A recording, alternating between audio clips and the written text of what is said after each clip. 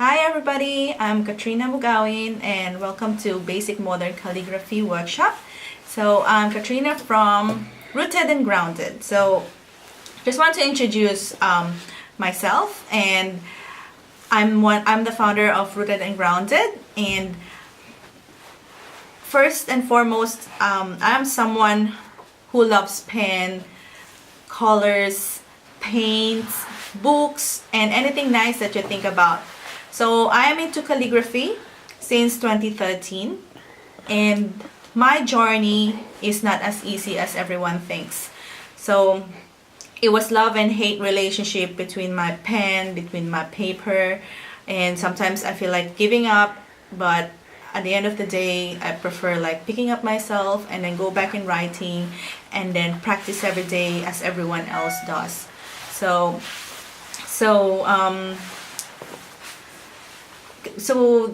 this workshop is not only for those who are legible in writing. So whether you write nicely or not, you are invited and you are welcome. And yeah, so Rooted and Grounded is a small family business that is creative suite that offers photography and offers calligraphy, especially for calligraphy workshop and sometimes some events and services. So let me touch base first. What is calligraphy? So for those people who is wondering what is calligraphy, so calligraphy has been in use for over 2,000 years as a practical and artistic form for a man to communicate ideas, history, thoughts, and feelings. So it is in the midst of Renaissance. So historically wise, calligraphy was relatively inflexible with classical script style. So if you are aware about the Edwardian, the copperplate, the Spencerian, it was taught complete alphabet with established letter forms. The word calligraphy comes from the Greek word kalos, means beauty, and also graph means writing. So when you combine both, it's like a beautiful writing. Ready, set, go.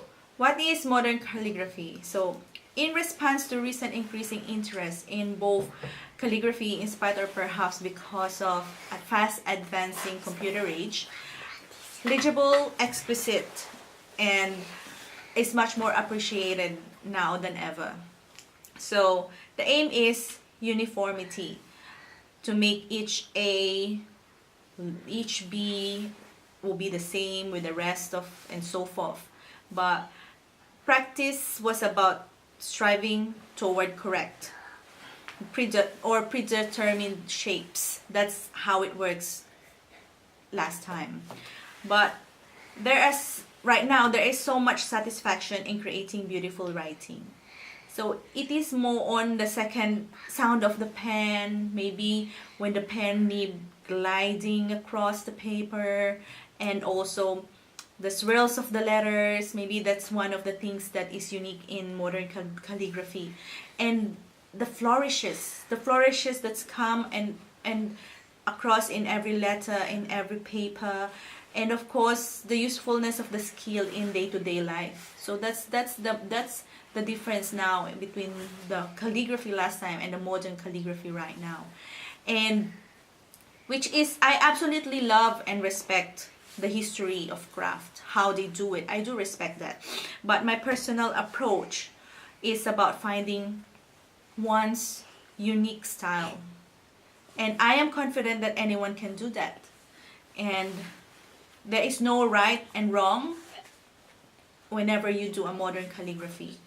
So whenever you write your letter forms, so it's just more on taking ownership and owning every letter that you do. And rules are to be broken in modern calligraphy. So let your imagination run free. Let your oneself be more creative time to time. And it can be imaginative, whimsical. It can be also elegant, or maybe a quirky one. And it is a journey. It is about mastering your own unique style of lettering. Supplies and setup. So currently, I'll start one at a time. What are the supplies needed? So we need artist tape. So when you say artist tape, you can also have like a washi tape, which is, you can use this to secure your paper when you're writing in a surface, or maybe it also protects a certain area of the paper that you don't want to be painted, or you want to put a section of it in your project to calligraph or to do your letter forms. So that when the tape is removed, the original paper will be revealed, and using a special tape like an artist tape is advisable so that it won't tear your paper when you take it out. Next is a soft eraser. It's very straightforward for a soft eraser. It will be just a regular eraser, so that when you start writing using pencil, you can just like erase it. And then the next supplies that I always recommend is a water-based ink, which are the ink that we use is like a number of it. So it depends what color you want and what consistency you want. So this is one of the Dr. P.H. Martin's one that I always use for a black paper. And then if you were familiar of the Sumi ink, so I found one Sumi ink in Daiso here in Australia. It's very, very good, especially, and not expensive, which is really, really good. And having a Daiso Sumi drawing ink is really good for practicing. So if you are a learner, it's good for you to have a Daiso on hand, and then you can have and pour it somewhere in a jar. And then next is a paper. For the paper, I will highly recommend for a paper to be smooth paper. But sometimes, even though it's smooth enough, paper will not, when you use the pointed nib, it will still bleed, and it will create a swelling in your paper. So I will recommend you need to try out different types of paper in a different types of nib. So it's just like more on trial and error. And for me, I'm gonna recommend to you different types of paper, because it shouldn't be, it should be smooth, because pen nibs snag because it's pointed on a fibrous, if it's full of type of a fibrous paper or textured paper, so it will snag. So lately, recycled papers like craft and handmade have come extremely popular, and while they are certainly look cool, so you can also have that as an option aside from a plain white paper. And also papers that I do suggest would be maybe a texture one is not for you to use. Always have a very, very smooth type of paper. So what we can do is, I have few things that I come in which is locally, you can buy it. It is called J Burrows, which is, you can have it in Office Mate or anywhere, like you can have it in office work, sorry. And it is J Burrows Premium Silk 100 GSM. You can also have some in Rite Art if you want to try those Rite Art, but it's much more on, don't buy bulk if you are unsure. So, but the first thing and foremost important thing is smoothness, not actually the thickness. Sometimes even though it's a thick paper, but it's a little bit textured and not smooth enough, it tends to bleed. So the next thing that I want to introduce is just a simple type of pencil. So I have different types of pencil when I need to just like start, when I start writing, because if I want to draft something, I'll prefer writing it out first with a pencil. And each pencil has their different each artist pencil can be ranked according to the graphite, or how soft or how dark will it be at the end of it. It depends what do you want to achieve. So it is personal preference, but as a beginner, I will recommend a 2B because 2B is not so light and not so dark. Yeah, so 2B will be the margin which is in the middle, and then the lightest one will be in a higher H1, which is 5H, is one of the lightest color. Yeah. Next is, after artist pencil, next is toothbrush and toothpaste. So toothbrush and toothpaste is used at the end of your workshop or after using it. It's more on cleaning your nibs and cleaning your holder. So that is one of those important things that you at least have. Those are the minimum things. And then I will have the assorted pointed nibs. So what we have here are all different types of nib, and those nibs are all according to preferences, but I will always recommend for beginner, you can always have the Nikoji brand. It is very, and have a handful of it, just because it may tend to break. At least you have a few backup or a standby for you to use during your practice, or even in a project that you want to work on. So I have this nibs that I have in here. So I have a number of nibs that you can use, but I will always recommend to use the Nikoji for beginner. Next is, it's also important, and it depends to individual preferences, what type of nib holders do you want. So there is this straight nib holder, so where you put your nibs, and I'll go through with that. And then this is the straight nib holder, and this is the oblique, which is already on side. And I have this oblique. Oh, this is all straight, so I have two obliques. So these are obliques, and these are straight nibs. Yeah. So there is no right and wrong. It always according to individual preferences, what exactly you want and what you need, or what you need to achieve. So you need to try some of the nibs which is perfect for a certain ink in a certain paper. So just ensure try out everything before you work on the project. Yeah. Thanks. So I'll teach you how to set up your nib pen. So this is I'm currently using a straight nib holder with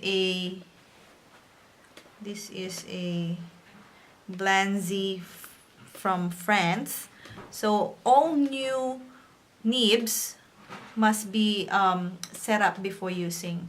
So first thing is, you need to insert your nib in the flange, if there's a flange, or maybe just insert it just like that, and then push it down. And then important thing is, you have a lighter. You can use a lighter, or if you don't have, you can use a candle. So what you just need to do is like quickly 3 seconds in order for because it comes from a manufacturing, it comes from a factory, so there is what they call it, a substance in here that you need to at least remove it by the fire. So it's just like literally 3 seconds. 1, 2, 3, done. So I'm going to teach you right now how to write in your paper. So I'm using a clipboard to hold my paper, and also a guide for me to use. So this is the guide. This is the guide that I always use, which is, we have this.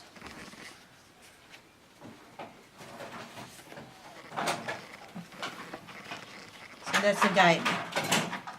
This is where we start,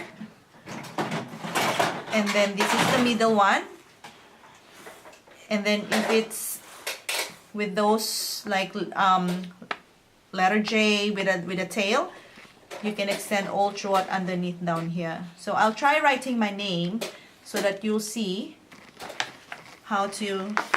So I always put it underneath for my guide, and then I use a clipboard to clip it together so that it won't move. And then after clipping it, I'll just fix it. Just ensure when you write, it will always be 45 degrees angle. And when you write, hold it as per normal like a pen. And you have your ink. So I'm using right now Sumi ink. And that's why it's called dip pen, because you dip it and dip it. After you dip it, you can start writing. You follow the guide underneath, and then let's just put in your name, my name. I put my name, and then here, the next one is here, and then here. Next is A. So this is the guide. So if it runs out, that's okay. Just go back to where you run out and then press it down. When you go down, press it up and then down and up. You can lightly release it. It's more on, and then back down. Dip it again.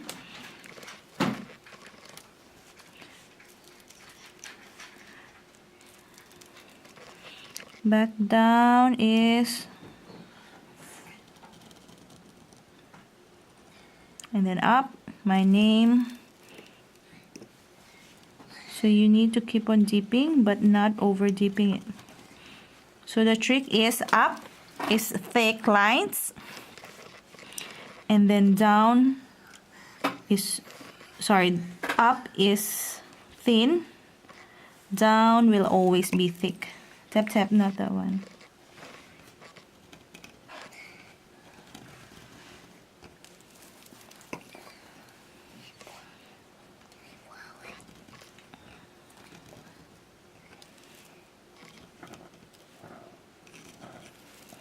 There you go.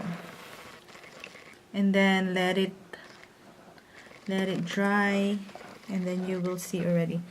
And then second thing, for beginners, I will recommend to practice this. You need to practice how to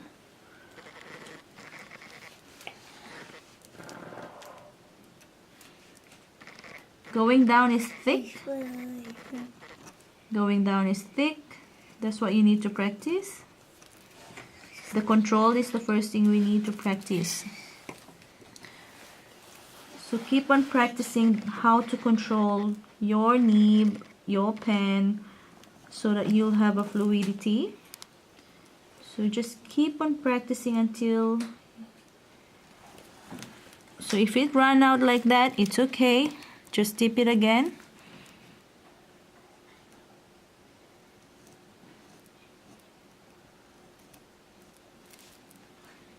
Again. Again. So keep on practicing this. There you go. That's a perfect one. This is to avoid a shaky hands. So usually you practice this before you write, so that you will have the muscle in your, so that you have the muscle already in your memory muscle, they call it. So just ensure when you go down, it's always a thick line. You keep on press it to have a thick line. But of course, you press but control it. So let's go here and here in here. So that is, then next thing you need to practice is going up. So going down is thick. This is going down, should always be a thick line.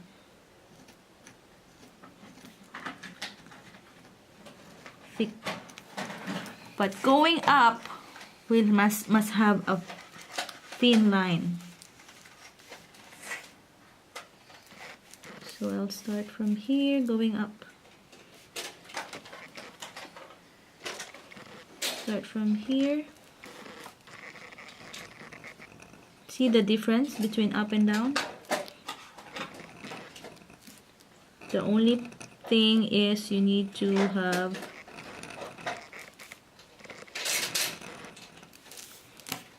practice it to be controlled one. You need to control it. See? Do you hear the... See if it's... This is different. So this is wrong. These two. These are the correct one. So you will know if it's going up or going down. It will always be thin lines when you go up.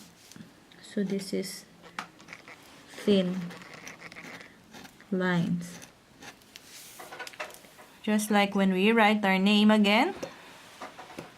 So let's write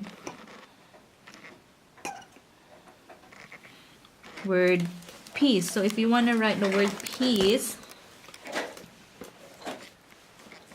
you will see going up is thin. You can leave your pen. Going down is thick. And then going up again, there you go, is thin. Next, going down,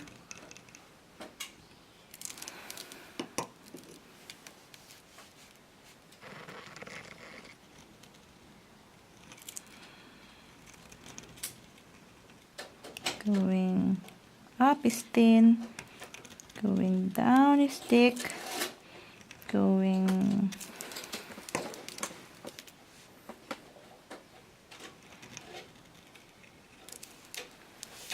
there you go.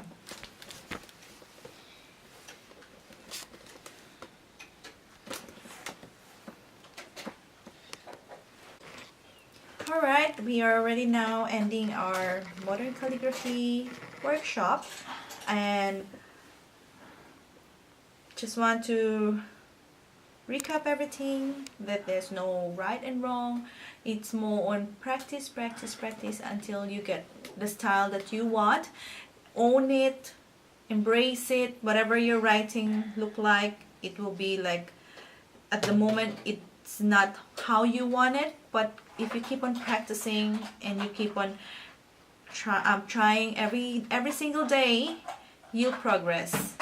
So give me a feedback. I have the survey in your screen, and thank you for attending and having a time with me.